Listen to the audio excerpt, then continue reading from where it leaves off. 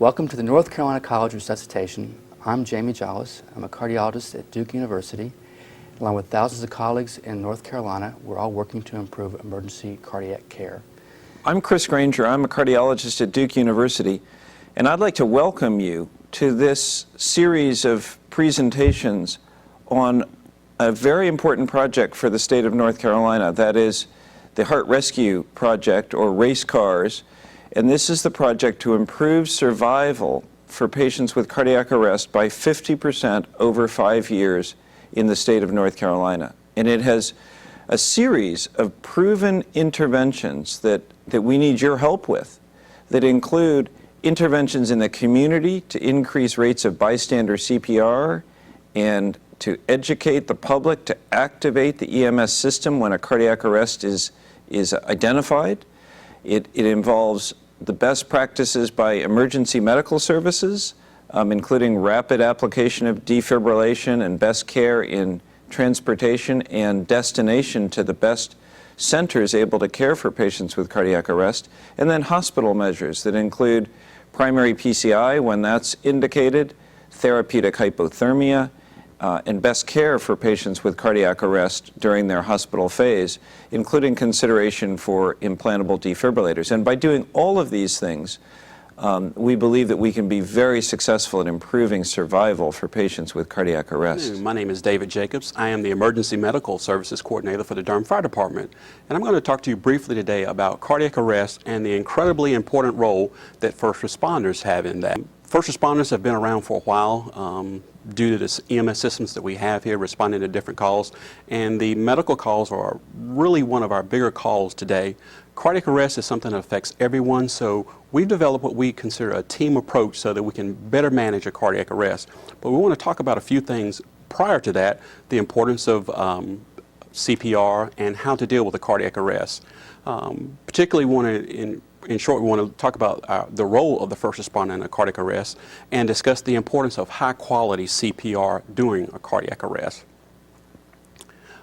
CPR, if you're trying to understand it, maximizes the cerebral and coronary perfusion pressures. Basically, this forces the blood throughout the entire circulatory system and gets it to two very important places, to the heart as well as to the brain. It also boosts your myocardial responsiveness and improves the chances of the return of a spontaneous circulation.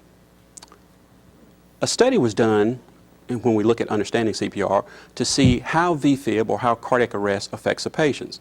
And what they did is they took 20 swines, or it was a swine study, and they induced VFib or ventricular fibrillation. They allowed 7 minutes to pass without any treatment. And then they did CPR after the first shock. And they randomized this into 4 groups of a hands-off interval. And they looked at what happens if you kept your hands off for 3 seconds. They looked at 10 seconds. They looked at 15 seconds as well as 20 seconds.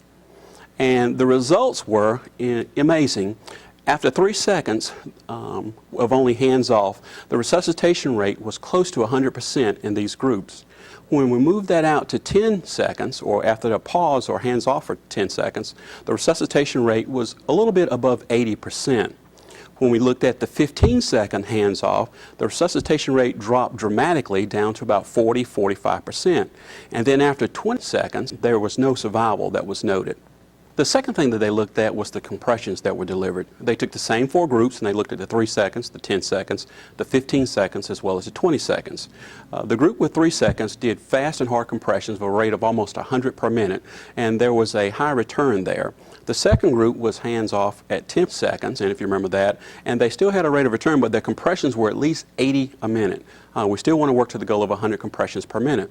The third group was at 15 seconds, and their compression rate ranged between 60 and 80 compressions per minute, and there was a very slim return noted on that one. And at 20 seconds, there was no return of pulse. The third area that we looked at was the actual perfusion pressures in millimeters of mercury. At 0, 5, 10, obviously there's no response or no return of circulation. At 15 to 20, there was a 36%. At 25 to 35, we looked at about 80%, and the optimal was 40 and 45, which gave us 100% perfusion pressure. And again, this is the blood that you're trying to circulate through the entire system. For first responders managing a cardiac arrest, after we've taken a brief look at understanding CPR, for the first responders that are managing a cardiac arrest, there are two things really that's extremely important for them. First of all, we want to look at high quality CPR. That's compressions only, and if we look at compressions only versus traditional compressions and breathing. Also, we want to monitor our rate, our depth, our recoil time off the chest, and as always, we want to try to keep that under 10 seconds. And then we also want to change our CPR compressor every 2 minutes. The second thing that's important for first responders and in managing a cardiac arrest is the use of the AED. We want to have a quick application as well as consider doing compressions while charging.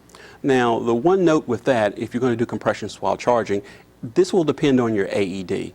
If your AED charges in less than 10 seconds, perhaps you may not want to do compressions. However, if you have an AED that charges between 10 and 18 seconds, you may want to consider doing compressions while your AED is charging. And then we want to have a quick initiations of compression after our shock if it's recommended by your AED. Continuous compressions. This is the focal point of a successful cardiac arrest. Compression should be continued at a rate at least 100 per minute. There will be no ventilation pauses, particularly after you have a secured airway. When the American Heart Association changed their standards, once you have an advanced airway in place, we want to do continuous compressions at this point.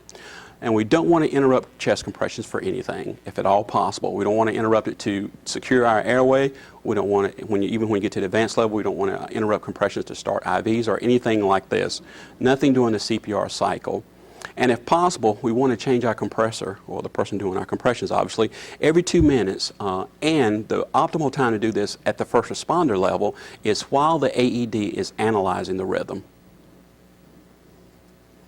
And we want to have effective compressions. Aggressively maintain compression depth of at least 2 inches, and with adults, 1/3 the depth of the chest of the person.